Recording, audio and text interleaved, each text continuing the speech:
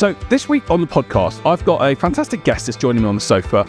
He's a man that's had a fantastic sporting career, played professional cricket for 15 years, now moved into coaching, but is also keen on, had a brand around that he displayed on the cricket field as well. So I've got Jack Brooks, who won 2 county championships with Yorkshire, played cricket took 531 wickets, I think it was, in a professional career that lasted over 15 years. Fantastic guy, great human being, and I'm going to be chatting to Jack about his cricket career, what's gone on, stories around how sport and business are so similar, things he learned when he was building a career to achieve success at the highest level in sport, or not similar, some of the highest levels in sport. And we're going to talk about everything in life in general. So on the podcast this week, we're going to have Mr. Jack Brooks.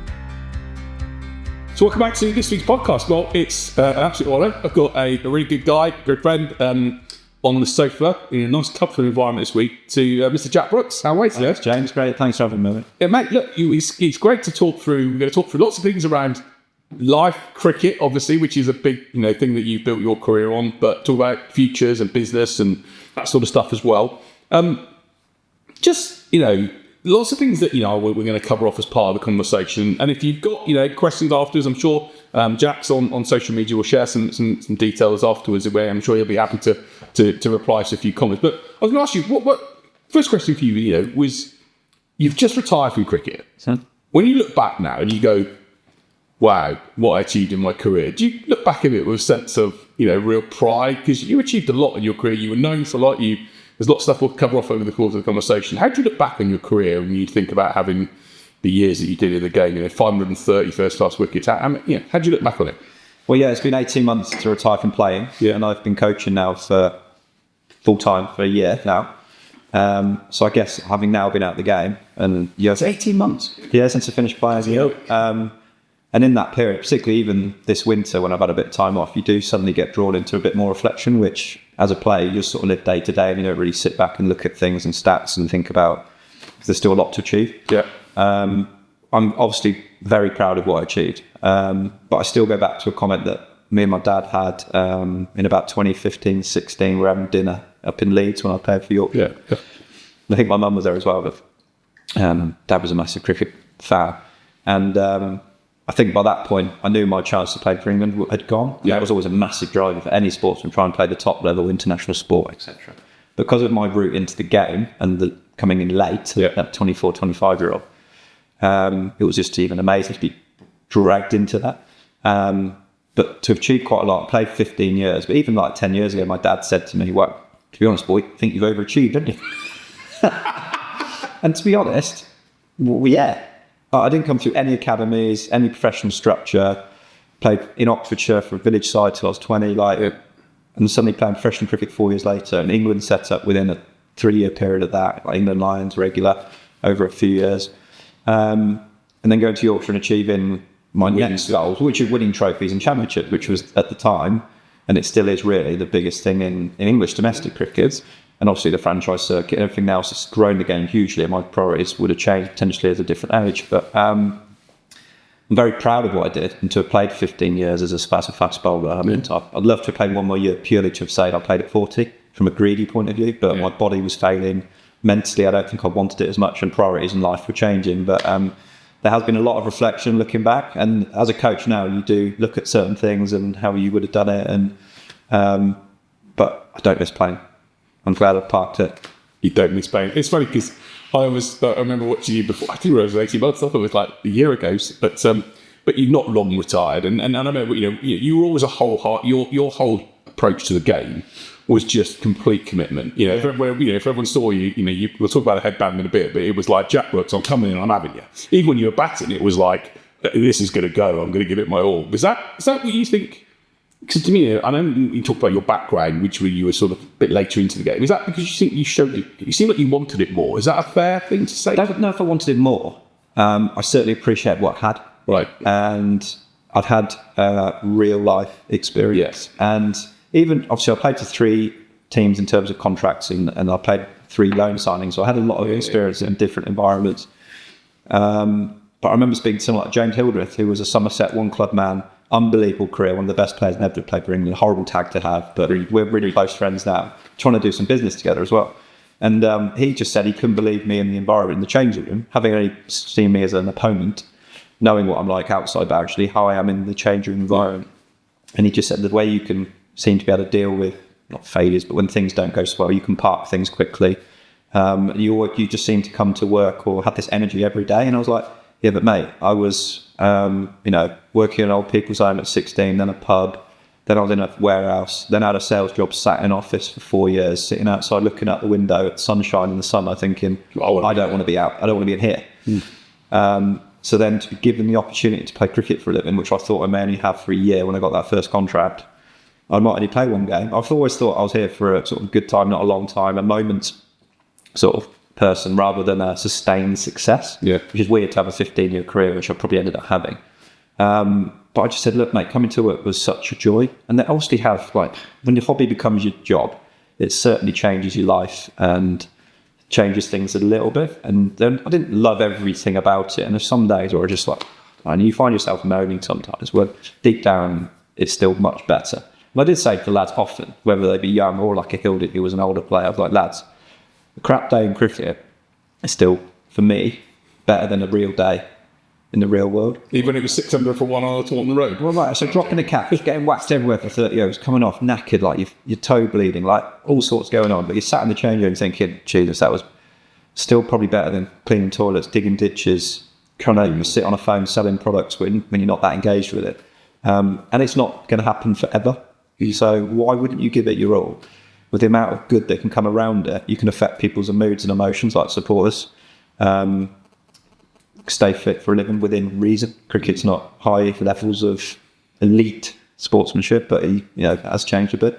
And then you're in the sunshine, so in the winters now, a lot of lads are playing franchise cricket, even grade cricket in Australia and stuff. It's the best time of your life, so why the hell wouldn't you enjoy it? You're not going to be any good if you don't enjoy your job anyway.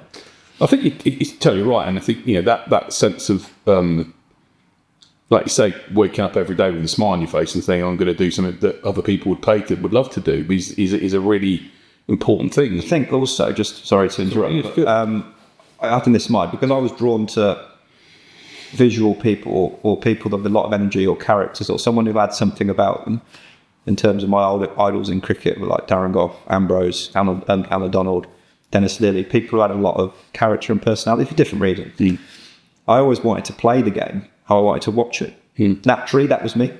So I was fully aware that if I could get people engaged from the supporters or people watching the games, then even if I had a crap game, they'd almost remember me from the game anyway, hopefully for good reasons.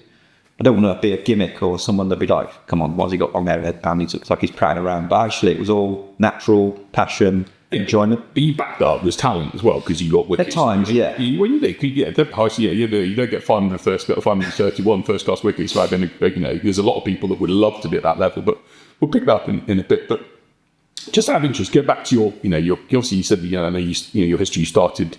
Like, can you remember who was the first coach in Northants that took you on? And do you remember? Yeah, I do actually. So David Capel was first team. I was going to say, David Capel, God rest his, I don't know when they're not with us, but he was the sort of director of cricket around that sort of. He was involved in Northants. Yeah, because the way Northants cricket was structured, they didn't have a director of cricket and a head coach, whereas a lot of bigger clubs do. They've got finances, whereas Capes kind of had it all on his plate, which probably wasn't the best decision for him because he was an unbelievable coach.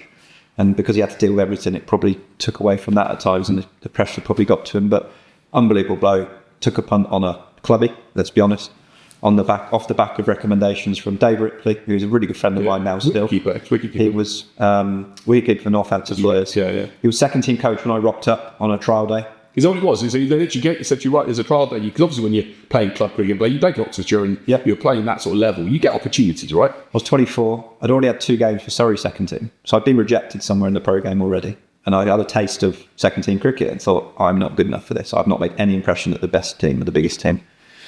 And then, again, I'm working 9 to 5. And I'm having to take time off to do all this. And then I got a call from a Northants scout, actually. Who I still know to this day. He recommended me to Dave Ripley and Alan Hodgson, who was the bowling coach at Northampton. Again, no longer with us, really sad. So I turned up to this trial day, which coincided with an academy training session. So you had a few lads in the second team, a few lads in the academy. Most of them were hungover because it was like a Wednesday morning, so they'd probably been out on a Tuesday night in Northampton. I was like one of the first trialists to turn up, and it was literally just almost like an open net for, I can't remember how many other lads were there, maybe 15, I don't know, mainly bowlers. They're obviously looking for seamers. And people like Graham White, Alex Wakely, Rob Newton, Mark Nelson, guys that I ended up being really good friends with, all their netting. And there's me rocking up. I go and get a brand new ball out the bag, so I'm one of the first to rock up. And obviously with the failure, if you like, I had at Surrey, I was like, right, let's make an impression. Just decided to run up and bowl fast as I could and just bowl a lot of bouncers and try and wind these guys up, but just make an impression. Yeah. See, long hair, headband. Who's this idiot getting a brand new ball out the bag? Not really the done thing to run up and bowl bouncers with it for an hour and a half. Yeah. Anyway, and you can see some of the lads looking at you. And then afterwards, you get to know them after. They're like, we all thought you were a dickhead that day. Like, what were you doing? Who's this random idiot? He looks like a fool anyway with this going on. Yeah. But yeah, Ripley and Hodgson, they both dragged me at the end of the session. And they said, Brooksy, thanks for coming today. We've got another one of these next week. And immediately I was thinking, got to take another day off. But they're like, yeah, we don't need you for that. And I'm like, what have I done wrong? I knew I'd tackled it. But I know we've got a 4-day game, Northants 2s against Warwickshire 2s. Might be the 3-day game here at the County Garret. So it would have been my first taste playing on a first-class pitch. Yeah. Are you available? I was like, in my head, yes. I just need to tell my boss. At this point, I had so much time off. My boss was like, look, if you take any more time off, you've got my holiday, basically. You used all your time for cricket, midsummer. So he said, look, I want to see you make it. Really understanding bloke. He said, don't tell anyone else. But you're the boss at work, basically. Yeah. He said, look, if you need to take time off, just let me know and we'll make it work, and I won't dock you pay because I want to see you make it. And I reckon I must have had another half dozen to 10 days. Everyone thought, this bloke's sick quite a lot. But luckily, I can look back now 15, 16 years later and no one can do anything about it. And that boss, Ferry boss, retired at Christmas. So I had a nice little conversation with him. Nice. Appreciated. And he's still a local lad, Sports Oxford United. But yeah, looking back, it was that trial day and then that opportunity and sort of taking your chance. And I took 6 for in that game, scored 40 odd. It was a drawn game in the end, I think. I can't remember exactly what happened, but a good friend of mine, Stuart Hull, was playing for Warwickshire second team. We played at the same club team together.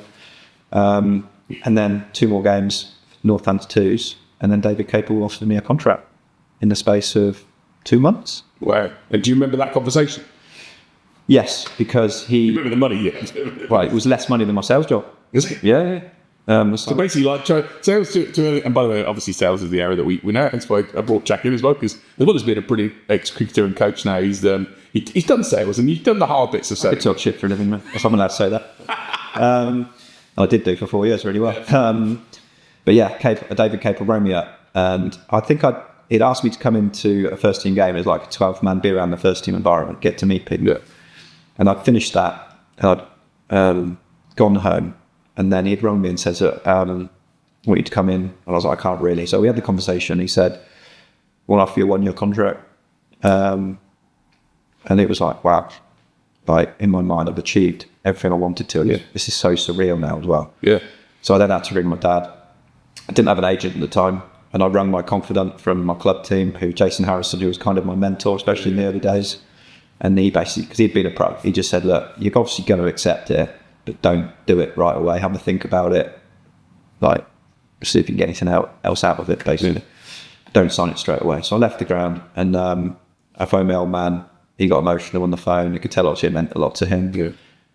So little things, you do remember exactly how it went. And then obviously within a 48 hours I'd signed it, being like, right, I've got to go back to my boss now and say, look, we'll work out what I can do. So I think I went down to 2 days a week for the winter up until the January. Yeah. And then as soon as January came round, because cricket that summer or that winter in 2008, 2009, went 12-month contracts for the first time. Right. Up until that point, it was only 7-month contracts, Yeah. 9-month contracts, something like that. So I was like, well, I'm now a full-time cricketer. So I'll do a little bit of sales work for a couple of days a week for a couple of months, and then I'll go fully into cricket. And moved in with Niall O'Brien in Northampton, January the 1st, 2009. And 2009 was you had 3 years in Northants, didn't you? 4, yeah. 4 in I think, 4. yeah. But going back to the idea of you being a salesperson every day, and and you were doing this, and so your first contract was not as much as you were earning. That's right, yeah. So my sales job back 15, 16 years ago, something like late 20,000, something like that. Yeah. And my first playing contract would have been low 20s. Really? So we're talking like a few thousand. Yeah, but nothing. But when someone offers you a dream role that could achieve a lot more, it's like, I'd have done it for free. Yeah. If someone had said to it. And did it that whole element of someone then say to you, like, no wonder your dad, who's, God rest his soul, was that? Yeah. Sorry to hear about you. Obviously, as we've talked about that in the past about your dad, but we'll talk about maybe a bit more about that, how he shaped your career. But when someone says to you, "There's your dream role to go and play cricket," did it then feel really weird to have that? When you're literally getting the tracksuit side up and you get all the gear, and you're then literally in a position where you're turning out as I'm a professional cricketer. I'm now playing, like you say, you've got, what I've been to Wantage Road, it's a lovely ground. Yeah. You've got, a couple of thousand people potentially at games around there, especially to, for its one day competition, from a couple of beers, cheering in and chatting to you. And you think, bloody hell, this is me, I'm doing this for a living. Yeah, it was crazy. And I played second team cricket as if I was playing in front of full house at Wembley or Lords. Yeah. I was celebrating wickets and running to third man and doing that. And had some playing with, but it was just, again, passion, excitement, living my dream, if you like. And then just the vast enjoyment for doing what you love doing, which a lot of cricketers, I figured in my career and seeing them, they just didn't seem to enjoy it. They almost got dragged down by the weight of expectation or failure. Because in cricket, like, I don't know if failure is the right word, but I'll use it for now, but you just don't succeed that much, really, in the grand scheme of it, unless you're the very best. Even then, there's plenty of times where you don't have a great time of it. But I was determined to enjoy it. If I played 1 year, I wanted to play one game, take a few wickets, and have it on my CV, go back, find a job I wanted to do. And I could look back and say I was a professional cricketer. That's the only mindset, really, that I had. The main things I can remember looking back on that have triggered is I'd go into training, and you'd train 4 days a week, sort of Monday to Friday. What time? Be in the mornings. Yeah. But I'd be done after like an hour and a half. Like my bowling session would be an hour and a half max. I'd be working with David Capel one-on-one. Say I'm in at 9, I'm done at 10:30. And then he's like, right, that's your pop. And I'm like, what do I do now? And he goes, got you. I was like, what? He was like, well, you've obviously got a pretty bit of gym. But back then it wasn't like it is now as well. And I loved the gym, so I'd always do extras anyway. But I quite often find myself getting to late morning, lunchtime, midday.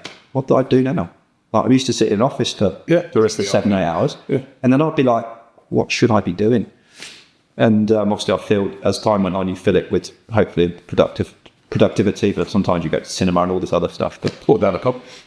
Lucky I didn't have too many all dayers after training. I wasn't that old school. There's a few that were. There was definitely a few that were. But that was the initial thing I had to try and get around, because I was just like, is this it?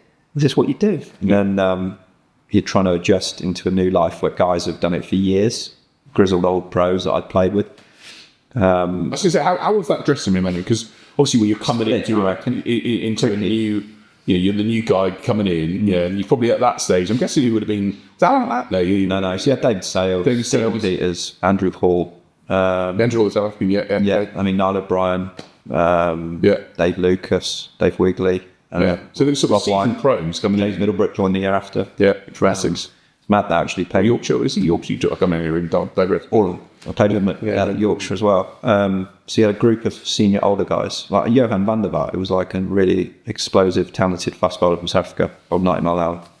He learning from some seriously talented cricketers. Nicky Boyer was captain. Yeah, okay. Monty Palliser was the biggest name. And again, at that time, he was probably the biggest name, one of them in England. Yeah. I would flip off and all that. And Monty was a central contract England bowler at the time. Yeah. So you were mixing it with these guys suddenly. And was there anyone that you became that was in really close to the Was there anyone that you sort of not struggle with? But because I would say to people in a team, you've got 15 people, not everyone's going to get on, right? Because you can't imagine everyone's going to be best buddies, and everyone thinks, they should all be close pals. But it's not. You've got 15 people together. It's definitely not like that. And probably that Northants changing room was as divided as the one I'd played, but enjoyable. Yeah. But in terms of cliques, and you had a large contingent of your coal packs, who were obviously friendly and did a lot together. You had a group of sort of senior, grizzled, older guys. And then you had a group of sort of young lads coming through, Alex Wakely, Rob Newton, Ben Howard-you-go, Graham White, these sort of guys coming through the system.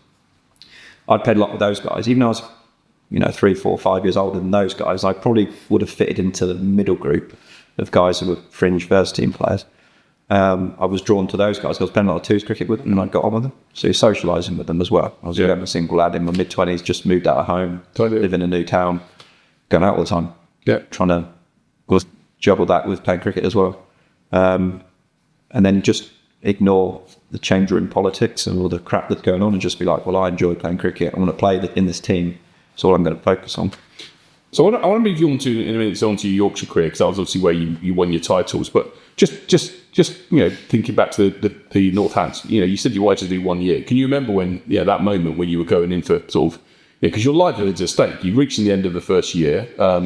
You've had obviously a good year, but you've still got that nervousness of, is there anything going to happen from here? And can you remember that conversation with David Capel when you sort of had you got yourself an agent by then?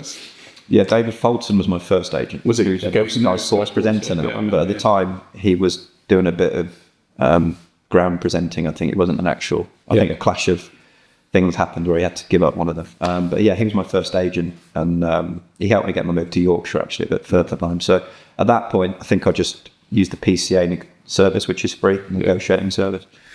And I think I got to midsummer, and again, I've always had this my whole career. I'm a little bit insecure, I don't truly believe. I'm a little bit insecure about the future. But everyone around me was like, the teammates were like, you should be playing, let alone worried about contracts. You should be in the first team. Don't worry about not getting the contract. Just keep doing what you're doing. And I was always that little fear of getting injured as well, because my body needed to catch up to professional cricket day in, day out. So I think just July, August time, it started to creak a little bit. But I did get offered a 2-year contract. I think initially it might have been a 1-year one. Better money, not amazing, but certainly a bit better. And I managed to get another year. So we're like, well, you need to show a bit of faith in me and my age and what I can do. I need to have some sort of security there, and I can't just keep giving me 1-year contract. So I managed to get a 2-year deal, which gave me a lot of security.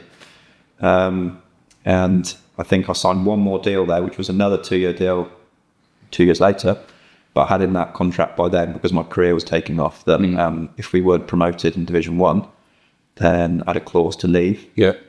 So I left after 1 year of my next 2-year contract to go to Yorkshire and utilise that sort of clause, which I don't think the club were willing to do again, but I think they might have done it. It's interesting because I know a bit about this from some of the stuff I do with a few lads cricket-wise and also in sport, but people always get a bit weird about contracts. Contracts are weird in sport, because I remember there was one that with Swansea we had with Wilfred Boney when we signed it back, and I was involved in Swansea at the time, and people realise some of the goal bonuses and the player bonuses and the contracts are an interesting thing. So, but it's also quite. You also get out of it at any point as well. Really, if you really want to, or if the club decides they want to get rid of you, or if you are really unhappy, then there's always a way around it. So, did you remember? It's obviously that moving to Yorkshire was, like you say, David Fulton helped you with that. Yorkshire's where you really started to build your brand. I want to talk to you about the brand around the headband, because and this is obviously a business podcast as much as anything else. But but we talk about, and I think there's a lot of similarities in sport and business. But one of the things that I always remember about you was you were the first, even though Stuart Broad might like to think he was, you were the first, I think, in the English professional game.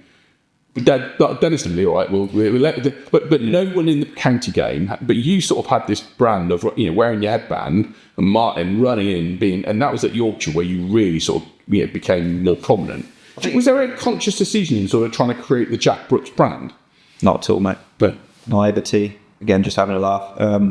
At 19, 20 years old, coming back from Australia, I started growing my hair, been travelling, all that crap to go with it, and it ended up being shoulder length.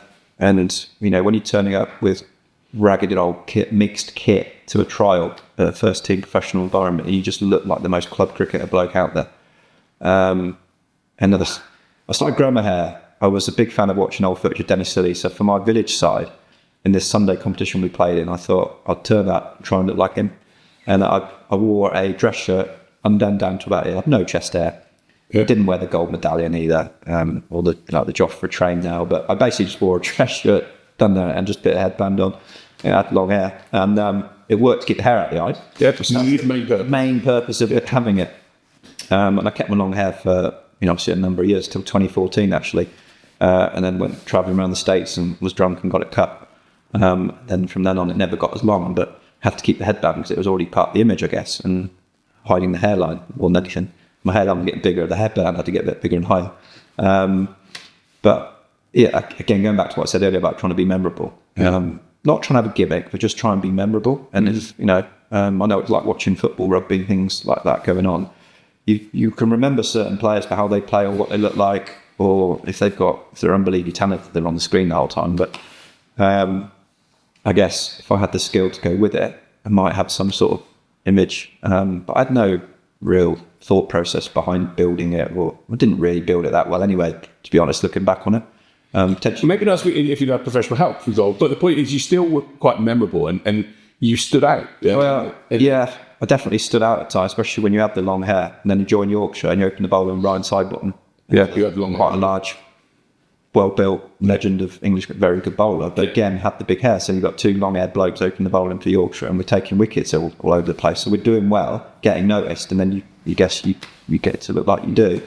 The thing I did look back on with a bit of humour, obviously I wore an 80s style sweat, John McEnroe type. like a McEnroe Borg, a Dennis Lilly type thing, whereas it took a worldwide pandemic for my fashion sense to kick off, which I always thought was a bit strange, because then you had like Broad, Anderson, Wokes, certainly in England, all those guys started wearing, but they weren't headbands, they were bandanas. I didn't ever see any of them wearing the same as what I'd done. Don't know why, but it's just what they wanted to go for. Obviously looked good, and they had a purpose behind it, because everyone's growing their hair and they can't get their hair cut. But still, I was probably one of the few people to actually have worn a headband. But I didn't start it, and I guess a few more around the world now. I don't know. I remember watching cricket. I basically know many of that. So, and the thing people liked about you was that you changed your colours of the headband to the cut of the tee. Yeah, I was more colours. Yeah. Which I think is a small, but it's a small, because you weren't providing. Most clubs will provide you with kit, but they won't provide you with a headband, I'm guessing. So you had to go and get your own. No, well, Northants happened to stock the maroon and yellow, Northampton brown as I called it, maroon and yellow headbands in the shop. And I was like, well, I already wear one. I wore a white one just because you wear white kit for Red Bull cricket. I've never played a white ball game, so I turned pro as well. So I thought, well, I'll wear that. I'll ditch the white one.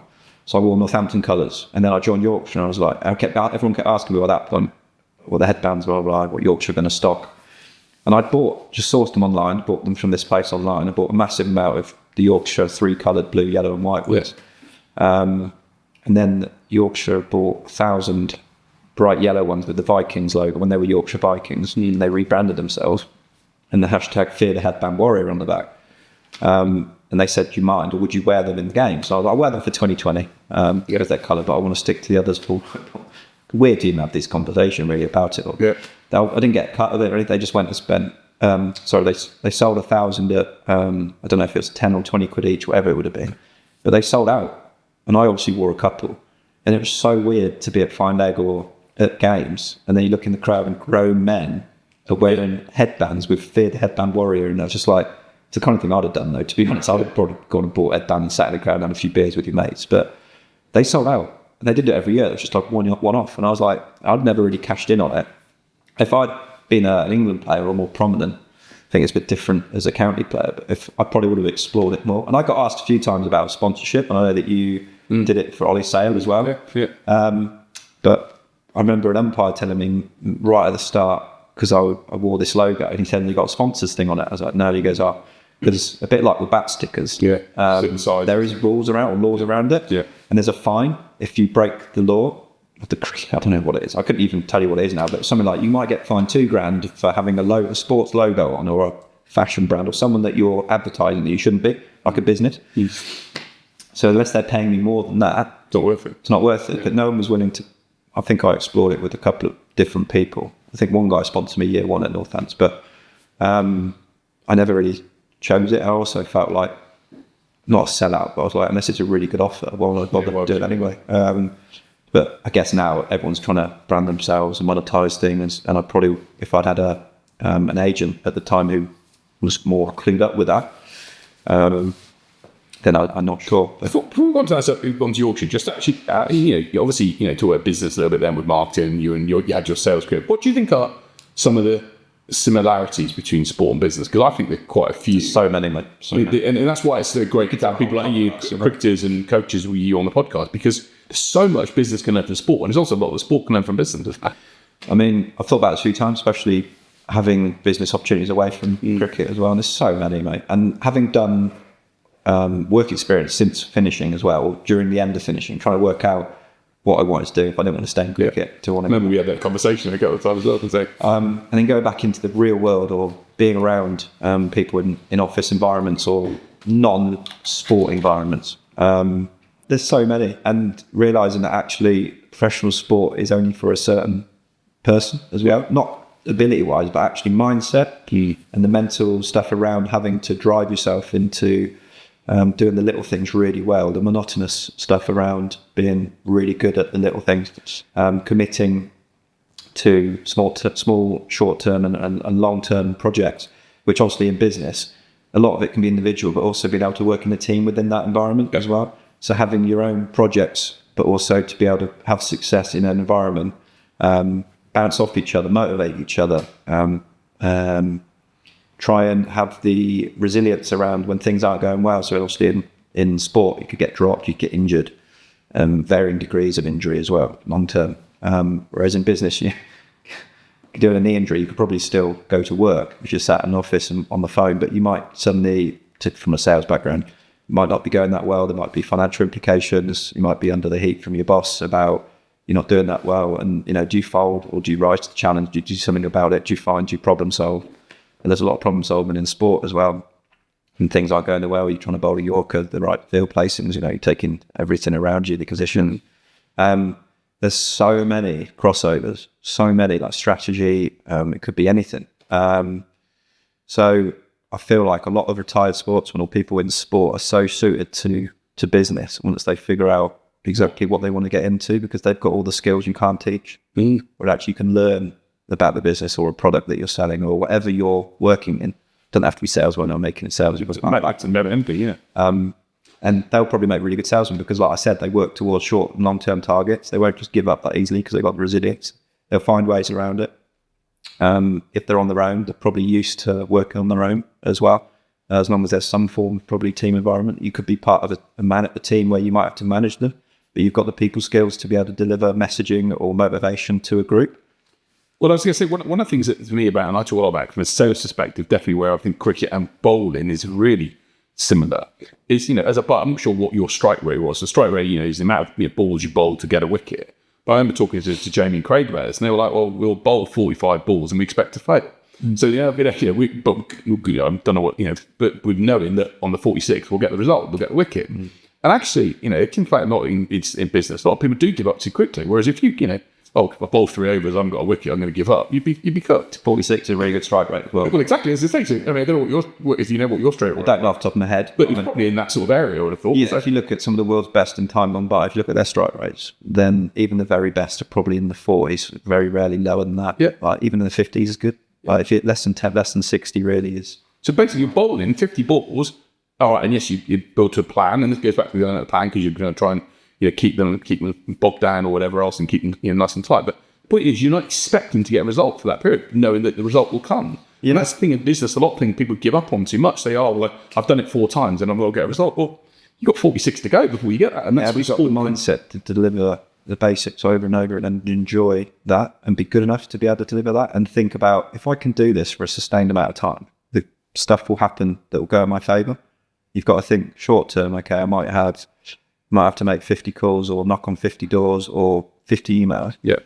Actually, if I do that every week, and then a couple might come in, and then in 6 months, 12 months' time, things will really start rolling in off the back of it. Yeah. Obviously, in cricket, you've got to be able to, the best players in the world now, like Root, Smith, Kohli, Williamson, these guys. I've played, luckily, with 2 of those. And day in, day out, Yorkshire, Root and Williamson, 2 of the best trainers in the world. They hit more balls than anyone. Like Harry Brook as well. They hit more balls, they train harder, they problem solve. They want to put themselves under pressure and do all the hard stuff in training so that it's easier when they play. And also they're used to it and they've already problem solved to a certain extent. And then they'll have so much more success. They obviously fail a lot and not do as well, but their success rate will be higher than everyone else's. And they'll enjoy doing all the low-level stuff and getting out of bed and training harder than everyone else. And I'm glad you said that, because similar. I talk probably a lot about sales. Is that a lot of it sales is about practice and about being able to put to do up. And I remember Steph Curry, the basketball player, was saying he gets up at 5 in the morning because he's then by the time that someone gets to 7, he's already done 2 hours. If you times that by 100 over the course of the year, he's already done whatever that figure is more than the other person that he's competing with.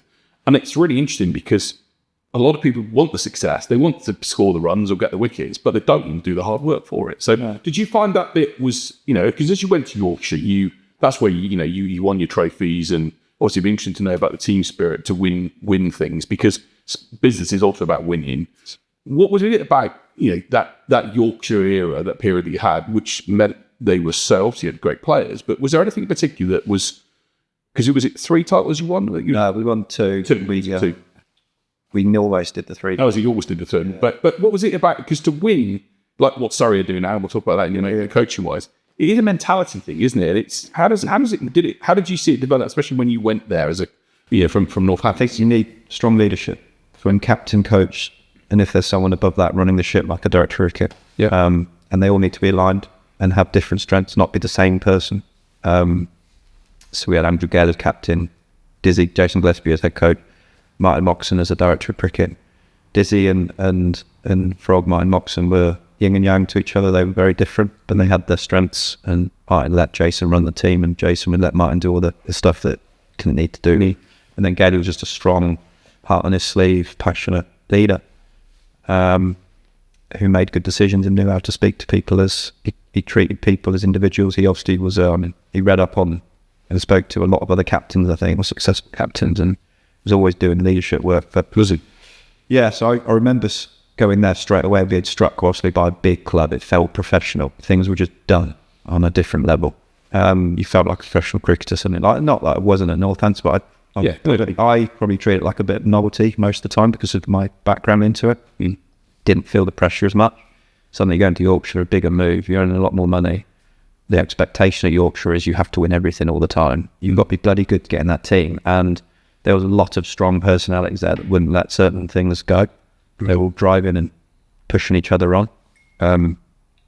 So you had to be strong enough to survive in that environment anyway, both mentally and physically, I guess, because it was just a different level.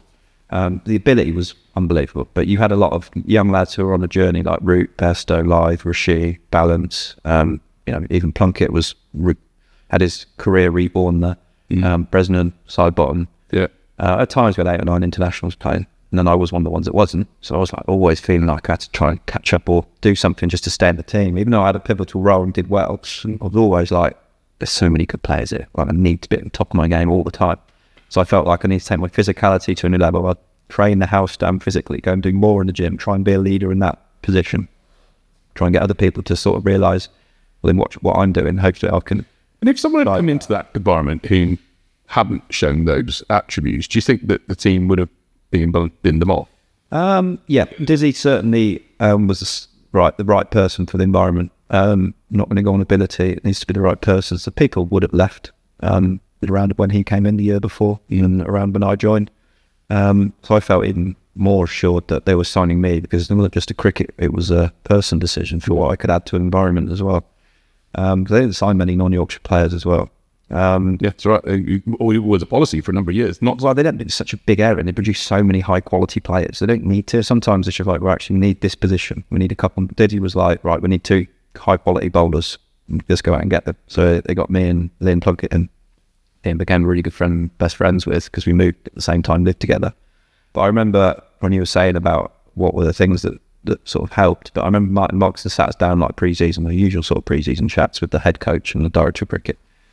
And after the first season there, we'd finished second and we'd lost against Durham at Scarborough in a big game. And Durham won the league that year, but they smashed us at Scarborough. It was a pivotal game, like first be second. And there wasn't much between the teams. They had Stokes and Mark Wood, but they just completely smashed it. We just didn't turn up.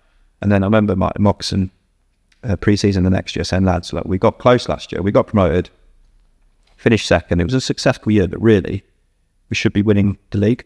And with the ability in this room and the talent, if you look at the names and the ability in this room, we should be winning the league. But I just don't know if you guys really believe it. So please just, and he almost like dragged us up to let's believe and have this new mindset around positivity as well.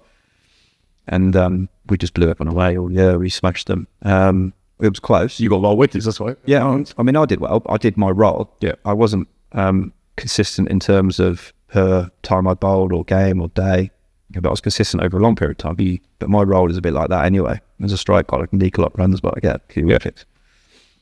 But that was what I was basically told to worry about. Just get wickets, don't care about you going for runs. So a lot of well managed from above, saying, Brooksy, Rob, just get wickets. Don't worry about going for a run. I don't care if you get it for 10 boundaries and 10 balls. If you get wicket, next ball, you've done your job. So I'm well managed. I'm looked after. So from there, you could just see this team grow. And then the next year, we broke the record for the most points or most wins. I can't remember which year it was. We didn't even back very well. We had Johnny Bairstow average 100 and force his way back in. He was like a man possessed. And we bowled teams out with fun. So we had the best bowling attack. So generally, in county championship cricket, the best bowling attack wins you the championship. What is? You've got to bowled teams out twice. You've got to take 20 wickets every game for about 16 games. Well, now it's 14 games. Back when we won it the first time, there was still 16 games. Yeah. And if you look every year, the teams that have won it, going back however long you want to go back, the team that's won it, just look at the bowling attack they've got, and they've probably got 4 quality, same as Reece, at least. Whereas now you need more injuries in England and everything. And then probably a good spinner, whereas Surrey have probably bucked that trend, really, over certainly the last 2 years. I don't know if it's all 3 that they've won it. How many wickets have been taken by spin? Hardly any, because they've done right. We're going to make the Oval really good for our bowlers, tall, fast bowlers. And we're going to have a lot of all-rounders, and we're going to have the best bowling attack in the country. So I want to weigh your coaching career in a bit as you move to Surrey. But just go back to the one thing I wanted to ask you about. Yorkshire, the tough sorts up there, right? If anyone's watching this or listening to this and you don't know, look at Yorkshire. They're called the Granite County. Yeah. So can you remember situations when you were maybe having a tough day? So was there anything you used to do to help you cope with those moments when things weren't going your way or you're having a tough time? That were there any techniques? Just thinking strategies that people can use when they're going through a tough time or something's not quite happening. I was always pretty good at shutting out the noise and just trying to focus on actually what is my purpose, what am I trying to do here? Trying to strip right back to what is your process, right here. My process is to bowl in the target at the other end of the pitch. If I can deliver that, then I can't control the ball until it lets go of a handle once it's bounced. The batter's job is then to do what he does, and you've obviously got reliant fielders or decisions from umpires and all that other than everything else. So I can't control anything like that, but I can control really what my role is and what I'm trying to do tactically. Everything else I kind of tried to relax with. High pressure, playing for Yorkshire, demand high results and winning results and positivity. But they took to me because of my passion and energy. And I delivered, luckily early on in my career, I did deliver some good results. You put up a bit of credit, basically. Yeah, I think, and the team really was obviously a good team for most of my time there as well. No one puts more pressure on me than myself as well. So I felt pressure from the outside, but all I thought was, I know I'm capable of. I'm putting a lot of pressure on myself on to succeed. I'm being really hard on myself all the time, even if I'm doing well. Just trying to think of what I can do better. But I really only had to answer to my teammates and my coach. And if I know I'd put 100% effort in and I'd give it my all and I'd try to do my best with the right energy and attitude, nothing else is being asked of me. If supporters aren't happy, they're probably not happy with the outcome because they've lost. That's it. I know I'm a football fan, I support Oxford United. You see Oxford lose 5-0, even if you haven't watched the result or if you've been there, you're pissed off and you're like, God. But actually, how many of those players have probably not given their all? Probably none of them. It's their job. I'd be very disappointed if someone was given their all. You might misplace a pass or not be good enough on the day, but you can't always control most of everything that happens. It's just part of being a sports fan, isn't it? And most people are led by emotion and results, whereas the inner environment, the inner sanctum, they think about everything else that's going on. You're driven to succeed, obviously, but there's a journey and a process to get there. And that's what most are judged on you. And I've spoken to high achieving players before. And actually, how many, as a batsman, it's all well and good scoring 100. But how many times have they scored 50, 60, 70 in a match-winning situation? And 100 in a loss probably is worthwhile. It might look good in your stats and everything, but how many innings say if you bat 500 times, how many of those 500 times? First innings runs or whatever. Yeah, and have helped the team, regardless of, that's what you should be judged, not so much an average over a long career or how many runs you've scored.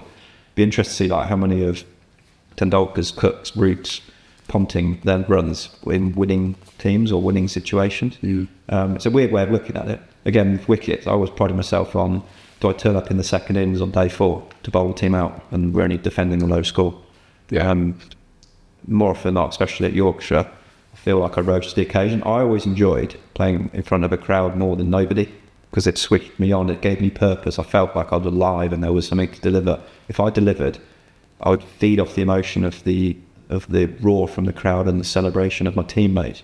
That would roar me on. Whereas if there's one man in the dog rushing, club cricket, minor county cricket, second team cricket, I would be like, right, I've got to self-work. I've got to almost rely on something else a little bit. But pressure's a really interesting thing. There's always a funny phrase that pressure creates diamonds. But I remember, when I was growing up watching cricket, and I actually watched a recording of him the other day with Scott Boswell. Okay, yeah. That final, when it was a one-day tournament, but anyone that watched this, he had the worst over you could ever imagine. Joffa tucked in, didn't he? Well, and Peter Bowler, if you remember, they just went up because he lost it. He just lost it. He just lost the ability to bob. Poor fellow. Yeah. And I felt, a lot of got man of the match in semi as well, didn't he? Yeah, he did incredibly well. But that final, pretty much, I read afterwards. You've done afterwards because that pressure of a situation, and you had these a big ground with thousands of people. It's funny that how some people can, like you said, you thrived on that pressure and you were like to that level, and there's other people that were like, sadly in case of like someone like Scott who really struggled with that. It's a weird one, isn't it? I've never met Scott. I've watched it. I remember watching it live. I think I'm actually linked in contact with him. I think there may have been some form of contact through since, and he's obviously come out the other side. He's a very well respected coach now. Yeah. Done right, but he obviously would have struggled for a long time. That there are moments in games, or when I knew I had to bowl the next over in the last over of a T20, or I had to come on, it could be down to me to win the game in front of a big crowd, and I'd be like, shit. I've got to do. There'll be one half of me shitting myself, thinking, why me? Well, I don't want this. And then the other half is like, think about what could go right here. Yeah. And glass half full. And some of the players that I played with, luckily, in like England Lions environments and things, it's like a Ben Stokes. He'd always take the positive, like, I'm going to give you that ball.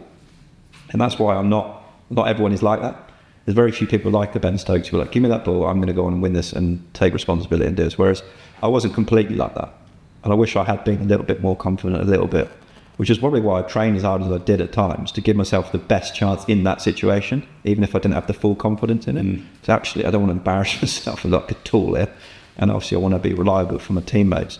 So I wish I'd had a little bit of a better mindset at times.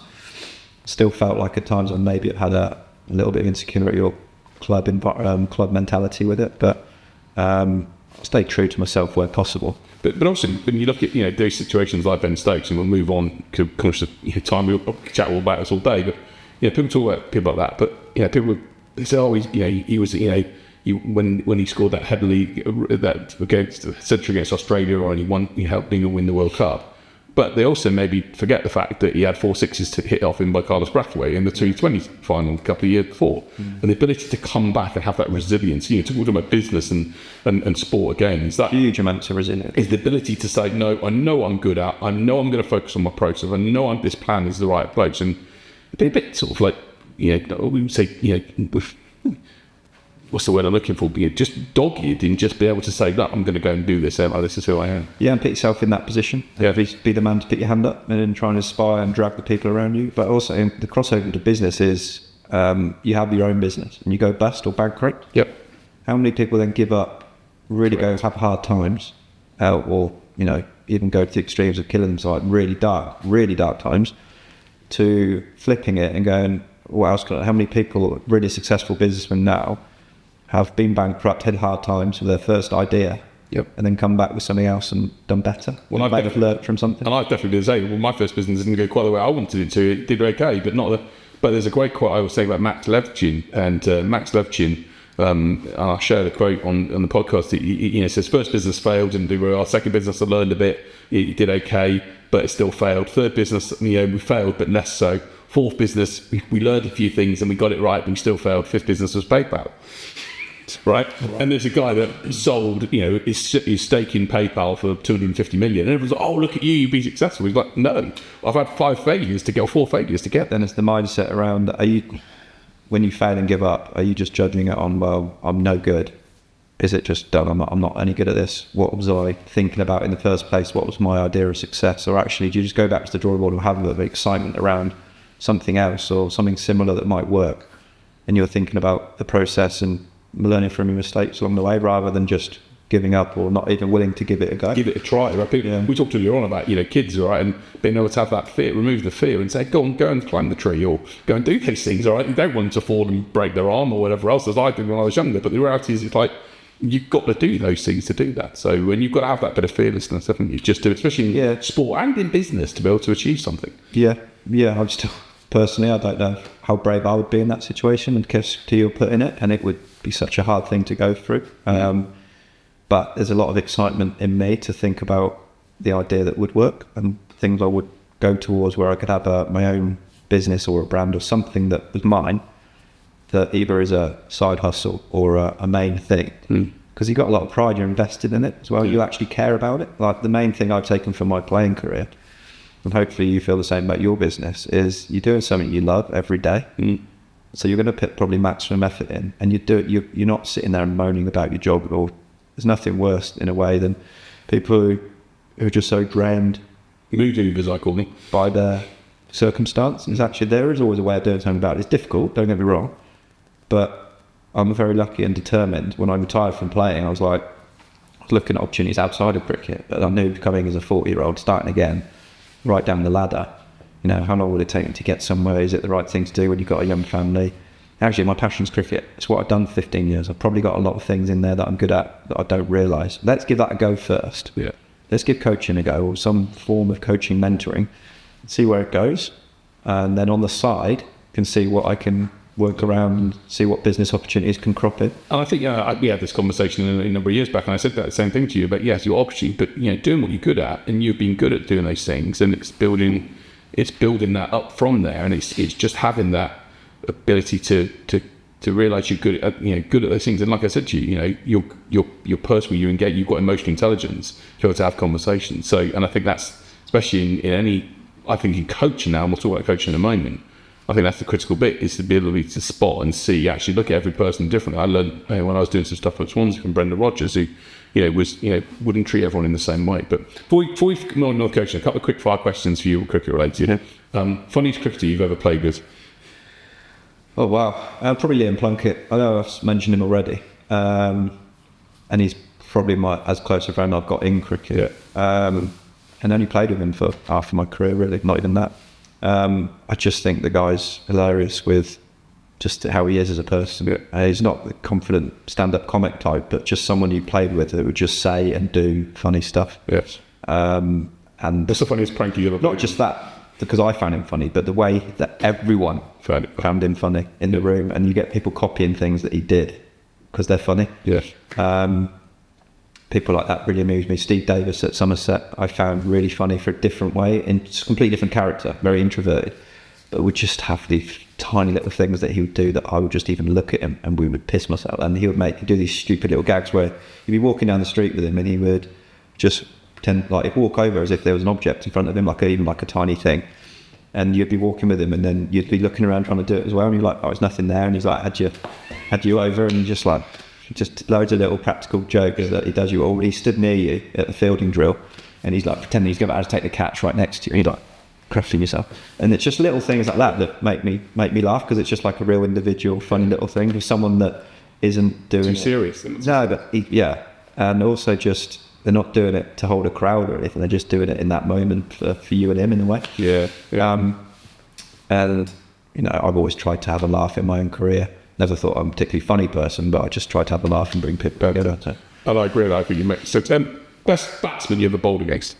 Oh God. So, I'll give you the best batsman, but the person that you actually think what demolished you, but really gave you a hard time, and you think, wow. So there's three. There's three guys that stood out for me in terms of world class players. So I played against a lot of very good players. Someone like an Alistair Cook who can grind you down and bat all day. I was lucky to get him out a few times, but also he's got a lot of runs against me. But three guys that are put on a different level just because of, yes, they scored big runs, but also are just like they're legends of the game. Kumar Sangakkara, even though he was touching 40, I just felt like with his record and who he is, he was at Surrey at the back end of his career, and I played against him, and he scored nearly a double hundred against us at the Oval. I've managed to get him out court fine leg, so I can say I've got Kumar Sangakkara out, but really. It didn't mean bugger all, meant nothing in the game. So him, Hashim Amla, again, probably someone I played at sort of back a few years of his career. He was an overseas player at various teams, but I remember him playing for Surrey and at Notts. I think I played against him. Again, someone that I just felt like, if he's on a certain surface, I ain't getting him out. He made me feel like that village cricketer again, that what am I doing here sort of thing. And then Kevin Pearson. Really? Who was just, I played against him in his peak. You said you were in the league playing a couple of times. I was only bowled against him in 2 matches, I think, maybe, or 3. I reckon 3 times. Never got him out. But just, again, those 3 guys in the peak of their careers, we look at their records across the globe, and they are the top players ever, really. I'm not saying that Cook isn't, but he was difficult to bowl at, but I just felt like the other 3 could hit me where they wanted at any given moment. And there was obviously some very other good players like Trescothick and other lads around that. But by the time I played against Trez, he was coming to the end. And you look at his record, he's probably one of England's greatest, really. Still, he should be talked about as I agree. Certainly one of England's greatest white glove players. Yeah. And I was lucky to play with him for a year as well. But he was, I can't 70 by then. But there's so many mates. But those 3 just stand out to me as some of the best. I never got the chance to play against Ponting or Coley. Played with Root and Williamson. I played against Williamson when he was 19, 20. So you can say, yes, I played against Kane Williamson and got him out. But he was a very young lad then, and it wasn't the player that he is now. Whereas if I played against him in the last 5 years or so, he'd be one of the best ever. But I got very lucky to play with him for 4 years. And I think 3 you mentioned are great ones. And who was the fastest? Because you were a sturdy tail ender, you'd give it a whack. Who was the fastest bowler you ever bowled? That bowled against you? And what was there anyone that you literally were like, oh my goodness? So there's spells. So I've faced some decent fast bowlers. I've only been hit on the head twice. And one was by Stuart Broad, and that was like a glancing blow. So it wasn't like I was knocked stunned or anything. But he bowled a quick spell at me. Stephen Finn's bowled a quick spell at me before when he was in his peak. And I remember getting hit on the arse by him. I was just trying to work off, but I wish I'd missed that. Mark Wood has hit me. I can't remember if he hit me on the arm or something, but he's hit me as well. And he was bowling rapid at Scarborough. And Scarborough's probably one of the quickest in the country. Him and Stokes were bowling rapid that day.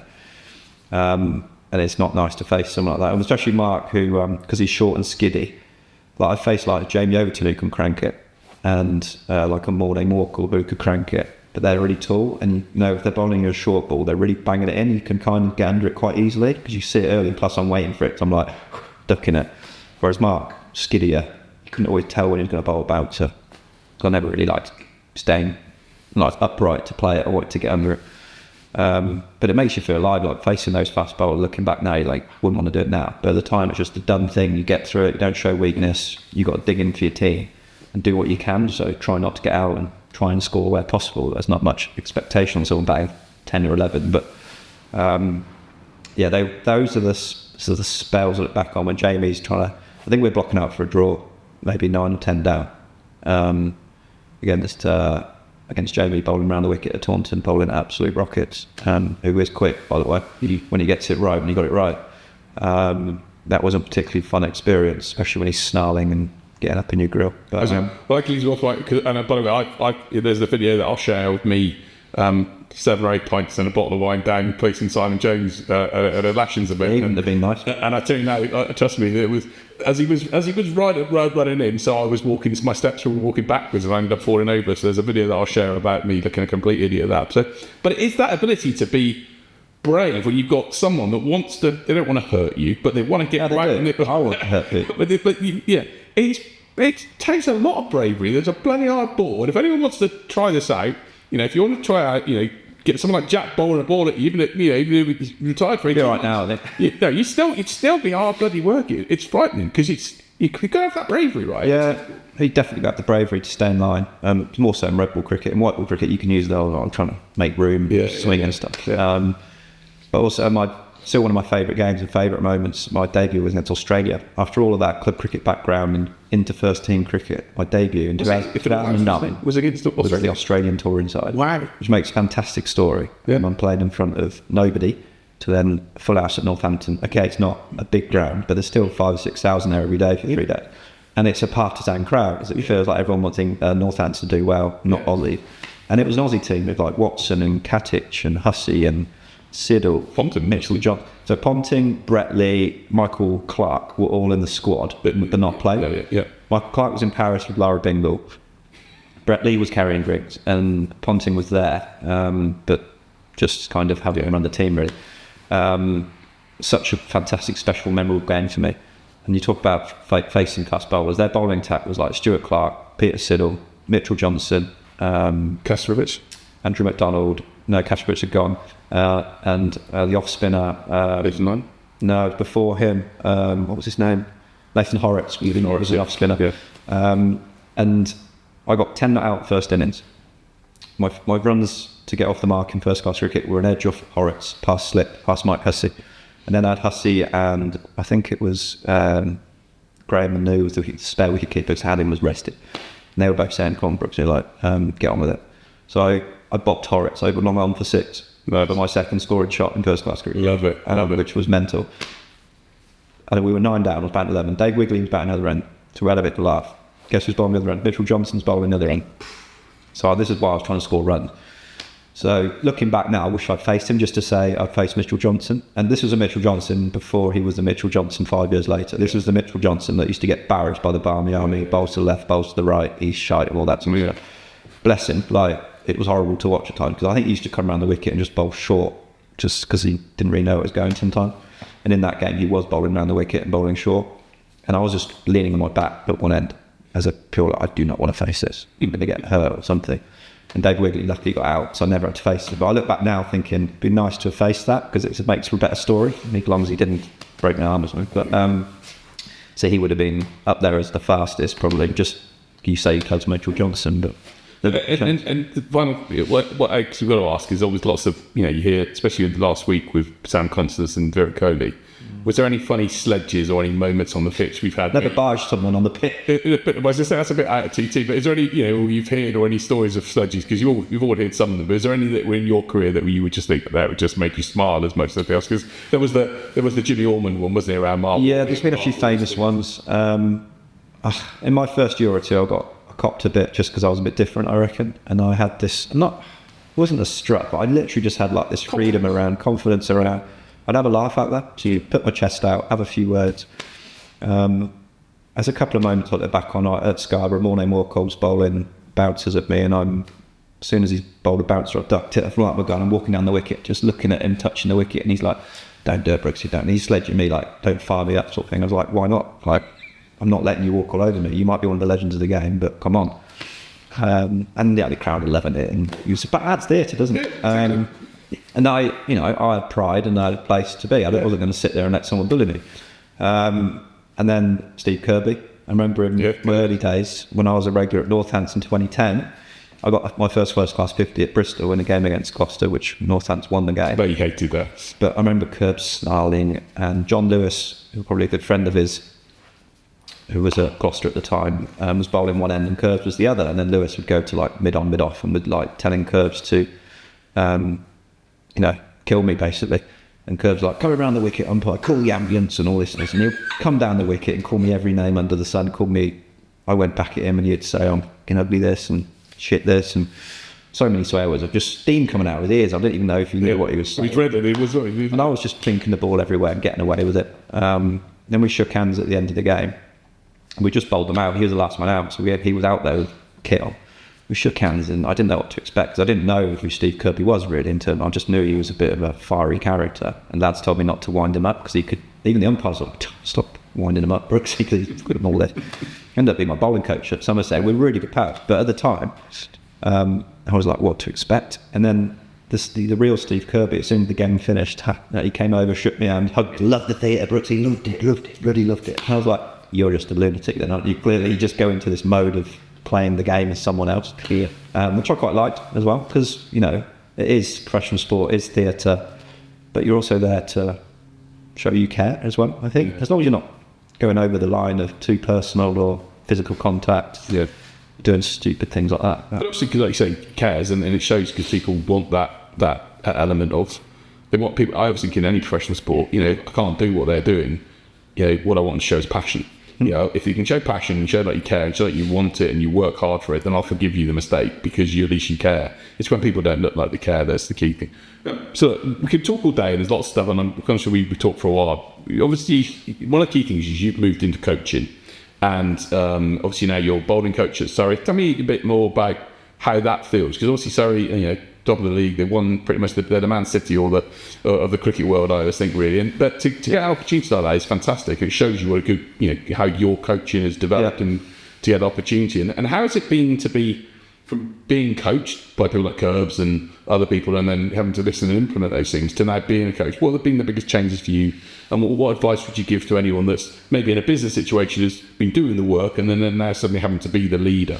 Yeah, it's tough. Trying to probably the two toughest things. The first one is you're not a player anymore, so you can now no longer be out there impacting the game. So the frustration of having no control once they go onto the field, particularly I'm mainly working with second team and academy lads at the minute, or the women's cricketers. Not so much the first team lads who are just drilling everyone every week, and it's just probably the easiest bowling job in the world, like for Jade, looking after them in a way.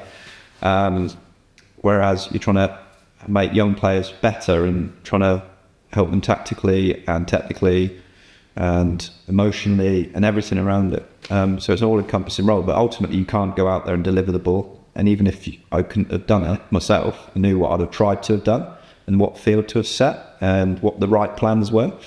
And then more often than not, especially in second team cricket, you could probably deliver and do all right. Whereas now you're watching guys who are learning, making mistakes, not making the right decision or not setting the right field or everything around it. But then you're there to help guide them and help that. So you just got to try and park the results a little bit and help them with the process and get them used to being better and actually taking a lot of enjoyment about watching someone get better, which is unbelievably rewarding. And even when I was at Somerset as a player in my last few years, and even at Yorkshire as a senior player, I was coaching without realising it. Yeah, I wasn't going up to people and grabbing them and telling them what to do or taking them one-on-one for a session. I was being that senior, just sat in the changing room or out in a field, whether it be second team or worst team cricket, a bit on, putting your arm around a bowler, telling them what to do, or, you know, a guy on debut running out, nervous as anything, you just go up and go, mate, just enjoy it, don't worry about it. Or in the change room, like holding court, talking to young bowlers, or somebody coming up to you, Pripsy, I don't really know what to do, what should I do with this? Or so-and-so has told me this, or their captain or coach said this, and what do you think? And you just naturally, because you're not forcing yourself on people as well, I felt people came to me, and I like to think I'm a good people person, so naturally would engage. I wasn't someone that would nip off straight away after a game or give no time to people. I was actually the opposite in a way. I was trying to just have a laugh and engage with people and trying to flip between being serious and having a laugh where I could. And probably the second thing is to try and not be too much of the Jack the lad in the change room, which I was. So as a coach, you've got to have that distance. Yeah. You can't just go in there and have a laugh and do things as a player which are inappropriate now. As a coach, you can't be seen to be doing or saying certain things. Yeah. And have that relationship and just be like, really, I've got to learn and almost back off a little bit, which isn't totally me, but it's actually a me that I've enjoyed as I've matured probably, and don't need to be the life and soul and run around and say things the whole time. They're probably the two main things. But I guess just I look back on all the coaches I work with. I think playing for one club for 15, 20 years is great in a way, but then how many different people do you work with and get a soundboard off? And you're just used to playing on, I don't know, the same pitch every other week, same situations all the time, within reason. Whereas I played for 3 different counties full time, and then had 3 loan signings. I was in England line set up. I played in Australian grade cricket, and I've worked with a lot of different coaches. So you take the best. I tried to take the best out of all of them. What did I really enjoy from that person? What didn't I like from that person? Was there any one individual you thought, this guy hasn't got, or this person hasn't got a clue when it comes to coaching? You don't have to mention it. No, I don't think so, because I think everyone's got strengths. You might not get on with someone as a person, because they haven't got the people skills. So you think there's distance. It's not personal, but they're really good at this. So if I was going to be him or tell him to be better or take anything, just take what he's good at. Yeah. And just try not to be... Take the positives from that. And if I'm not very good at something, just try and be as good as possible without bullshitting. Whereas I felt like my strengths might lie in as who I am as a person, and I've got 15 years of skill, craft and knowledge in there. If I can get out in the right way, I'm probably going to be quite helpful to a certain level of cricketer. Yeah. Whereas I might have to learn the technical side and how to develop younger players and sort of young teenagers where you do a lot of hands-on coaching technically and dealing with younger people. And then you work in the women's game and your communication style's got to be different.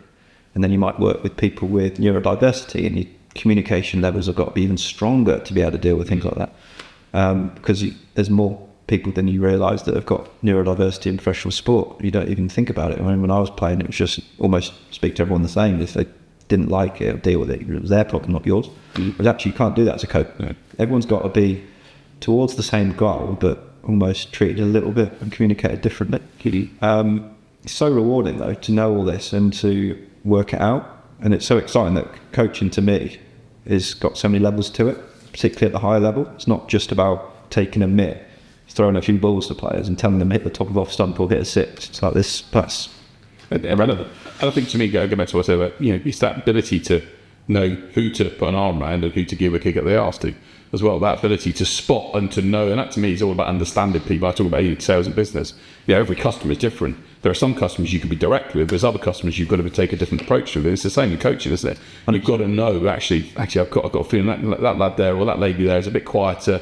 They're a bit more introverted. Therefore, I've got to maybe explain to them the reasons why. Yeah. Whereas this person here is a real, relationship person. I'll put my arm around them and give them a hug. And those sort of, and that's why you'll do so well with it, because you've got those skills to do both. Yeah, I think, and I'm willing to learn the ones I'm not so good at. I think that's the main thing. If I was going to choose cricket or coaching as my next career, I didn't want to be that arrogant ex-player who had all these skills that were good. You should.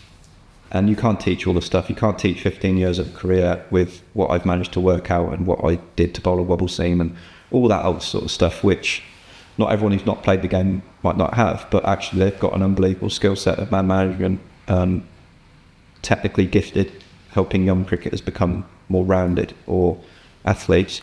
They haven't got the skill set to take them on to the next level and manage them as professional cricketers. So I've never played international cricket, so automatically I think maybe I wouldn't ever be a good international coach because I've not got the experience of international cricket. And you can see why they're using Jimmy Anderson as a bowling coach now, because of everything he's come from that link, just nothing he wouldn't know probably. So it's a bit like, actually, I want to be the best I can be the full rounded coach as possible to make myself attractive to an employer, to know what they're going to get. Yes, I might be a good bloke with it as well, hopefully. So then you become a attractive all-round proposition and take pride in not being a bit of a fake with, yes, he's good at this, but he's not bothered. This is the stuff you can actually learn and get better at. So let's pay attention to this side of it, which is hands-on coaching at all levels. And I've tried to build that up over a few years and get better at coaching. So I've got the confidence in myself to say to someone, I think I know what I'm talking about with this. So have you tried this? Yeah. And then if you want to talk to me about all this other stuff, which comes natural to me, I haven't got to worry about that so much, because that will never go away. Right? Yeah, you've got these, and also, it's about being able to spot different parts of the game, because Jeremy Snake, for example, built up a career in sort of the mindset part of it, didn't he, in terms of sports psych, isn't it, really? Sports scientists and sports psychology. So mate, look, you could talk all day, and I'm conscious of your time because you've got, a young 18-month-old lad and a new baby on the way. Your wife, or your a fiance, I should say. Yeah. So, congratulations on that. So, just a final question for me: how does it? You're 40 now, so 40, yeah, so and a half. If you've got the next 40, 45 years of your life in front of you, and you're sort of. And it must be, what's the interesting thing around it? Working until I'm 85. All right, but you might be if you love what you do. Warren Buffett still works at 85 and he loves what he does, right? So probably won't be taking a mitt. Well, how does it feel that, that's 20, 30, 20 years, it's a bit scary, obviously, it must be scary in some cases, or do you look at it as being this huge new opportunity in front of you? I think it's 50-50. It's always a little bit of, like, when I finish playing or coming to the end of my career, it was very daunting. Like, it's a big hum, like, I don't know what I'm going to be doing. So that is a little bit daunting. Is that why you started looking at LinkedIn? You come to that? A little bit. Like, I knew what I didn't want to do. Because I'd done certain things up until, good 24 is good age as an adult, really. A lot of people are deep into a career, aren't they? Yes. Or know what they want to do. I kind of had ticked off a lot of things I knew I didn't want to do, or what I wouldn't be suited at, or what wouldn't motivate me. Yeah. So let's focus on the good stuff and try and write down a list of things I would like. What motivates me as well is like a list of, however many 5 things, what's really important to me: flexibility, family life, money, all these other things. What ranking are they? Let's try and find roles that sort of fill the priorities a little bit. Yeah. And I also believe now, these days, you don't actually do the same thing for 50 years, 60 years. So yes, I might be a coach at the minute. It might lead on to, I might become a business mentor, or I might just leave it and become something else, or I might end up with a really successful business that eventually when I get my arse in gear, I can get sorted out. But for now, I'm a tracksuit coach. I'm hands-on. I'm enjoying it, and it's ticking boxes and keeping a roof. I've made all the usual sort of stuff. But I'm motivated to keep thinking about the future a little bit. So it is daunting, and it's 50% long, but it keeps you switched on, thinking about the future. I don't want to be that guy that's in a comfort zone thinking, yeah, I'm sorted, I don't have to worry about anything now for the next however many years. Because I still think at 40, you're very young in terms of your working life. Yes. And I could still achieve a lot in 10 years to help set up or secure for after. Well, there's a great stat that I would say that, Denzel Washington didn't make, is it Denzel Washington or Samuel L. Jackson didn't make their first film until they were 50. So it's like, the huge amount of what you think about those guys now as being legends of the film. I think both of them actually, didn't make their, and so many success stories of people that have been a bit older that have had that experience to then go on and do experience and wisdom you have with it, isn't it? And experiences of things probably not going so well, or you finally just probably chill and relax, and you don't stress and search for things will probably find you naturally in a way. Yeah. As long as you, I think a network really helps as well. So I've been big on, like you said a few times about LinkedIn. I was actually just finding a quick final question, because you were one of the first cricketers, I think. I know there's a few of them that are on there now, but you were one of the first to be on LinkedIn. Yeah, I wasn't sure. There's a business sort of connection to. What was the reason for that? I can't remember exactly the month or year that I went on it, but I seem to remember doing stuff on it in COVID times when obviously everyone sat around, you're not working. I was a cricketer sat at home not playing cricket, on furlough with a really bad Achilles injury, so I knew I had surgery to look forward to, but at that point I wasn't really doing a lot. But I had another year of contract, so I had right, I've got another 18 months, let's start putting things in place, because if I'm not cricketing, what am I doing? Who am I? And it seemed to me at the time, the digital world, LinkedIn seemed to be going places, and I created CV at the time, which I've then since redone through the help of you and your lovely team. But LinkedIn, I still don't know exactly how real or normal or good a world it is, but it certainly helped build a contacts list. Massive. And people reaching out to each other. And I think as long as I'm honest on it, and I'm not someone that posts weekly, monthly, like regular stuff. I don't feel like I want to stay relevant for certain things, but I'll put things out there now and again which I feel like could gravitate. Like someone cool thing to me, for example. Yeah, exactly. But also I was very big when I finished about reaching out for a bit of help or advice without begging. And I think if you've built up a contacts list that you've given time to in your career, which is really massive, what blew my mind was how many people were willing to reach out, even if it was something that wasn't overly relevant, or like, do you want to go and work in the financial industry? I can help you with this. Do you want to go and work in recruitment? I help you with this. Like, there's a lot of things that I was like, I'd park that. But having options, right? But it's people reaching out, showing they care, showing that they could help you, because they've had some form of history with them. And then there were so many people obviously you've just connected with that you've never met, that you feel like could be relevant, or you've got someone that you know, a mutual person, and that could be a really useful person. So I don't spend loads of time on it, but I certainly go on it every day at some point. And I talk to a lot of people about, to me, LinkedIn is a massive area. I did a post actually, ironically enough, last week, which I put up there just literally on day after Christmas, thinking I'm not sure where this will go, and because I was a bit frustrated that Gareth Southgate and Sadiq Khan had been made sirs. Okay, and I was a bit like, not sure what they've done, because it sounds a bit hot. You wait for yours. Yeah, I'll be a long way off. But Kevin Sinfield, who the rugby Circuit is already named, isn't it? But he's not been knighted. He's not been knighted, right? And I was like, I put this post up. Well, it's mad. So literally, as of today, it's had like 480,000 impressions. It went ridiculous. It was like, Not the only one probably thinking it though, aren't you? Well, this is it. I actually commented on the fact, am I the only person that thinks this? There you go. 1,199 people have commented on it. What is it up to now? 484,000 impressions, 196 reposts. Everyone, and it just showed me, and from that I've had a huge amount of people following and engaging, and that generates opportunities and options. But for me, it's just having a thought and an opinion, and it's about being able to. Some people are controversial for the sake of controversial, but for me, LinkedIn is. People got knighted for popularity. Would Southgate have still got it in terms of general public? Yeah, but it was just, sometimes it's just expressing a view, and sometimes by expressing a view that I felt was actually, this just doesn't feel right to me. That a guy who I would be inspired by, Kevin Sinfield, is just a legend of what he's done and his challenges to raise money for motor neurons. It's to me just a different level of person than a bloke that's a politician in London. That for me is just I can't quite see it, but.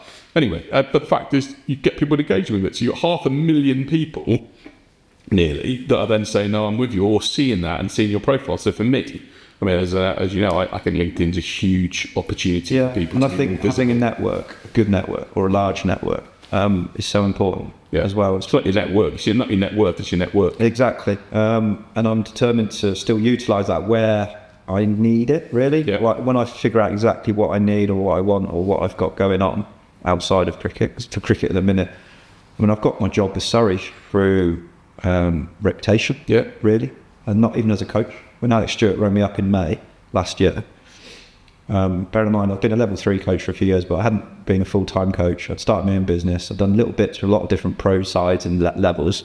I was working with Saka and a women's team, a school, university, club side, like loads of different levels. He rings me up, the gaffer, probably the biggest name in English cricket, really. Most respected man in cricket, probably in this country. Saying, Brooksy, what are you up to? I can see you're coaching. Can you come and give us a hand? We've got a few days where we need some extra hands. And I'm like, what? Excuse me? A, you can't say no because it's Surrey and Alex Stewart. But B, you're like, yeah, but... And he's like, he put me E straight away by saying, I'm not bothered about how good you are as a coach. We want the right person for the environment, and we know you can add value for what we need at the minute. So I was like, thank God for that. So you still turn up like, I need to make sure I make an impression here, like do the right thing. So in those 3 or 4 days I did, which were mainly training days, kind of 1 second team day of a game. And then he said, like, in June, like, can you do these 23 days? What can you make around family life? And if you can't make it, we're not going to bin you off and get someone else. But just need to know what you can make so you can plan around it and make arrangements. And then that built every month through the summer. And then it gets to like the end of the summer. And he's like, right, when I sort my future out, because obviously his role's changed. He goes, we want to keep you. We'll employ you as your company, if you like. You could be a consultant for us. I just don't want you working for another county, basically. So it's almost like, we like what you're doing, do what you want around it, as long as you don't work for another pro men's team. So it's hard for me because now you're a Somerset cricket fan. I've now got you working for Surrey. I'm looking after one of your clients. No, no, you are. Well, James not. He's got Ratton is too pricey about the game for Jamie now. But the problem is, Somerset Surrey. There's a rivalry as well. There is a rivalry. There is now after Tom Cohen. Or is it Sam? That's been dragged on for a few years, hasn't it? Yeah, that's been. Well, Jade had a bit down there as well. So yes, but no, it's good. Like, I'm going to be. You're going to be incredibly successful doing what we do because you're that person, and we got to know each other through. Like you said, I wanted to help you. We got from both know Jason and but being that support network. So I think it is. It's about that networking, opening up opportunities, and linking people to do things. And I have no doubt you're going to have an incredibly successful career in whatever you choose to do. Whether it's the coaching which you're doing now, whether it's other stuff in business as well. So look, mate, thank you. It's been an absolute pleasure. We've been talking for quite a long time, and it goes on and on. I hope you've been. Peter has enjoyed the point. If anyone has reached out, they can connect with you on LinkedIn. You're happy to connect with someone on LinkedIn? Yeah. So we'll put Jack's LinkedIn profile on there.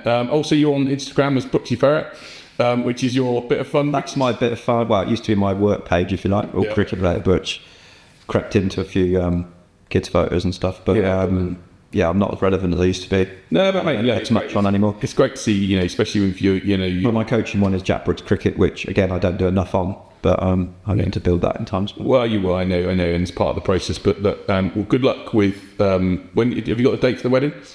No, because we've got another baby coming. I was going to say that's the bigger priority, right? And then you baby on the way in 6 weeks. I've luckily got a fiance or partner that's not huge into a big, important wedding. Yeah, we both want it as low key as possible, I think. Anyway, your 2 boys will be. I want everyone to have the same name. It'd be quite nice and look after everyone from an unromantic point of view. But obviously, it would be nice to get married at some point. But it's not a priority at the moment. Yeah, just get the, like you say, new baby on the way. Well, look, mate, thank you so much for being here today. It's great to chat to you. I could chat to you all morning, all day actually about cricket stuff as well. But there's lots of them we'll do over a beer as well. But look, thank you. Thanks. I really enjoyed it, and I hope you've enjoyed the interview, Jack. If you have, there's lots of other people that Jack knows, and I know that if you enjoy these interviews about especially what professional sport it takes to be as successful in professional sport as Jack has been, then let us know. We'd love to put more of these interviews on, but also just to basically share insights on how to achieve success. And Jack's achieved huge amount of success in his career and